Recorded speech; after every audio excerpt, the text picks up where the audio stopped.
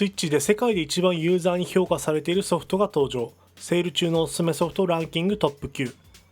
任天堂スイッチの5月から6月にかけセール中のおすすめソフトを厳選してランキングを作成しました。ここでは音楽、映画、ゲームなど様々なコンテンツをレビューしているメタクリティックのスコアを参照にしています。今回は特にユーザーからの評価であるユーザースコア 7.5 点以上のゲームのみを厳選しました。ところで任天堂スイッチで世界で一番ユーザーに評価されているゲームって知っていますか？専門家による批評であるメタスコアの最高評価のゲームはゼルダとマリオなのですが、実はこれとは異なるゲームなんです。このランキングにはユーザーに世界で一番評価されているソフトが登場しますのでお楽しみに。それでは開始です。第9位、イトルデュー2。探検と戦闘に重点を置いたゼルダライクなパズルアクションゲーム。お値段1250円。ユーザースコア 7.8 点。主人公のイトルデューはいわゆる脳筋で力任せに解決しようとする冒険家。ある日、不思議な島に漂着。島から脱出するためにはイカダの製作が必要。イカダのパーツを集めるために島内の海岸、草原、美術展など様々なロケーションを冒険。メインとなる8つのダンジョンがあり好きな順番で攻略。イカダのパーツを獲得するためにはボスとの戦闘が必要。武器や敵を攻撃する棒、ブロックを破壊するダイナマイト、凍らせる氷の輪、オブジェクトを押しのける力の杖が登場。これら4つの武器をアップグレードさせて謎解きを進める。島にはピッキングを利用して扉を開けるなど様々な仕掛けが登場。おまけダンジョンが島中に隠れているという内容。住民に話しかけるとヒントをもらえる。ゼルダライクな仕様で探索と戦闘を楽しめる一作。第8位、ファイト&レイジ。90年代とベルトスクロールアクションをリスペクトしたアクションゲーム。お値段990円。ユーザースコア 7.8 点。遠い未来、人類はミュータントによって支配されている状況。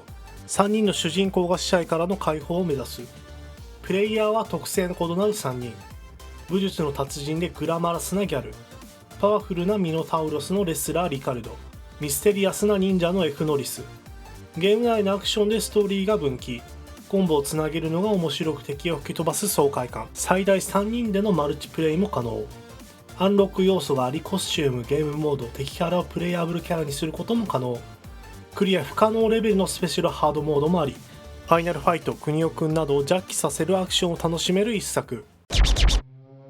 第7位、A Monsters Expedition。癒されるオープンワールドのパズルアドベンチャーゲーム。お値段1540円。ユーザースコア 7.9 点。人間が消え去り、新たに生まれたモンスター種族が種の頂点に立った世界が舞台。かつて存在した人間文明の遺品が展示されている博物館を巡るモンスターが主人公。博物館は島々に点在しており、数百に及ぶ島を巡ることが必要。博物館には人間の遺物が展示されている。この展示物の説明文が価値観常識が微妙にずれている感じの説明がなされており、見どころの一つ。パズルは博物館へと行くために橋を作るというもの。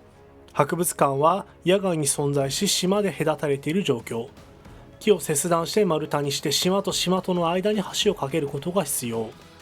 モンスターは木を押して橋を作っていく。オープンワールドパズルというこれまでにない異色の組み合わせの一作。第6位、ハイパーパラサイト。80年代風な世界を表現したシューティングアクション。お値段280円。ユーザースコア8点。主人公は肉体を奪う能力を備えたパラサイトエイリアン。第3次世界大戦が勃発せず宇宙人が攻め込んできたという1980年代の If の世界が舞台。最終的に大統領の体を奪い、彼しか押すことのできない重要なボタンを押して人類の滅亡を目指すというお話。パラサイトエイリアンとして登場するキャラクターの肉体を奪い操作。レスラー、グリーンベレーなど60種類に及ぶ多彩なキャラクターが登場。キャラクターに沿って銃、火炎瓶やバスケットボールなど様々な武器が登場。アクト1からアクト5までステージが登場。それぞれの出現する敵が異なり、規制するキャラクター選びが重要に。ボスは5種類登場。爽快なシューティングと独特の80年代風味のディストピアを味わえる一作。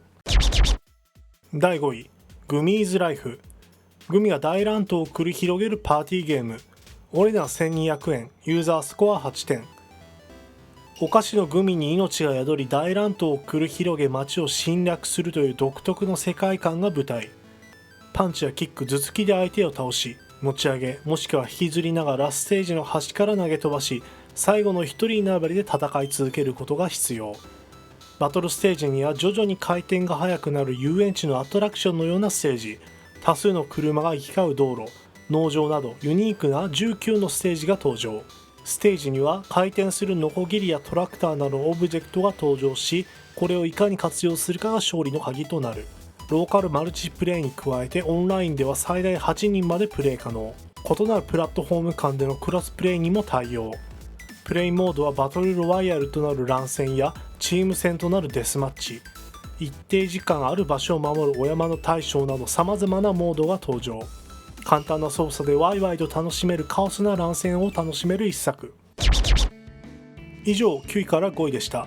今回紹介するソフトはマイニンテンドーストアにてダウンロード購入できます。それぞれの詳細は概要欄にございますのでご確認ください。この動画がお役立ちしているようでしたらチャンネル登録をお願いします。それでは続きを開始します。第4位、リンボー。モノクロームと不気味な世界を舞台にしたホラーアクションアドベンチャー。お値段196円、ユーザースコア 8.3 点、2010年のゲームオブザイヤーを複数受賞している作品。舞台はモノクロームの不気味な世界。プレイヤーは森で目覚めた少年を操作し先へ先へと進んでいく。この世界のストーリーについてセリフやナレーションによる説明は一切なし。運命に逆らい妹を探して少年はリンボの世界に足を踏み入れるということのみが確かなこと。敵を倒すことよりもパズルが主眼。プレイヤーは即死系の罠を回避し行く手を阻む仕掛けを解除。主人公や作中の物体はシルエットで描写。主人公が死亡する際、体が投げ出される、突起物に貫かれる、体がバラバラになる、血が飛び散るといった残酷な演出も登場。独特の世界観を味わえる一作。第3位、ファーチェンジングタイド。水没した世界を冒険するパズルアクションゲーム。お値段1760円、ユーザースコア 8.3 点。人影のない荒廃した終末世界が舞台。主人公は青い服をまとった人物。水没した世界を船舶を操り冒険。冒険は船舶に乗りただただ右に進んでいくというスタイル。風の変化に合わせて帆の角度を調整したり、障害物を避けるためにマストを倒すなど状況に合わせて作業。その他、船を降りて周囲にあるスイッチや物を使って障害物を避けるなどのパズルアクション要素も登場。冒険が進むとサルベージ用のリフトや潜水機能が利用可能。海から燃料など必要そうなものを回収することも必要。ストーリーの説明もセリフもないが空想が膨らむ世紀末の水没した世界を楽しめる一作。第2位、インサイド。シリアスな物語が渦巻くアクションとパズル要素を組み合わせたアドベンチャーゲーム。お値段297円、ユーザースコア 8.6 点、100を超える賞を受賞している作品。ストーリーの説明、セリフ、テキストは一切ない仕様。ただ明確なのは少年が危険な施設に侵入しようとしているということと、残酷なプロジェクトが進められているということ。モノクロの背景に赤説の小片が入るアートワーク。薄暗く不気味で孤独な世界観。操作は移動とジャンプのみといったシンプルさ。周囲のパズルを解いて前に進む。麻酔銃で撃たれる、犬に襲われる、衝撃波で吹き飛ばされるなど残酷な死を避けなければならない。最近の方は説明方なのかなということが多いかと思いますが、汲み取って自分で考えることのできる衝撃的な一作。第1位、スーパーリミナル。強制遠近法などの作詞を利用した一人称のパズルゲーム。お値段1230円、ユーザースコア 9.6 点。この作品がマリオ・ゼルダを抑えて任天堂スイッチで世界で一番ユーザーからの評価が高い一作です。ご存知だったでしょうか。テレビでグレン・ピアーズ博士によるドリームセラピーの CM が流れており、主人公はそれを見ながら眠りにつくところからゲームはスタート。主人公は目覚めると夢の中でドリームセラピーのプログラムが開始。この夢の中からの脱出を目指すというお話。ゲームは9つのレベルに分かれており、ステージを進めていくという構成。このゲームでポイントとなるのは強制遠近法。強制遠近法とは東京タワーやピラミッドを手の上に載せるような写真のようにサイズ感と距離感がおかしくなるという作詞を用いた方法のこと。作詞を利用したステージギミックや演出によって夢の中を進んでいるような感覚に脳みそがおかしくなっていく感じを味わえる傑作。以上でこの動画は終了です。最後までご視聴いただきありがとうございました。スイッチ何して遊ぼうか、服部でした。